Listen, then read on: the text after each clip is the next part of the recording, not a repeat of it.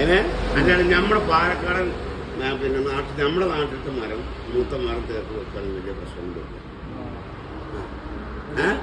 നമ്മുടെ നാട്ടിലെ മരം പറഞ്ഞ കാര്യമുണ്ട്. പാലക്കാട്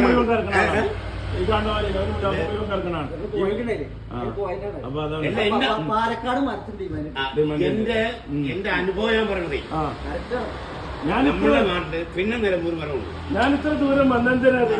പിന്നെ അവിടെ ഗുജറാത്ത് മരാണ് വരിക, അവിടെ നമ്മളെ പേട്ടകളില്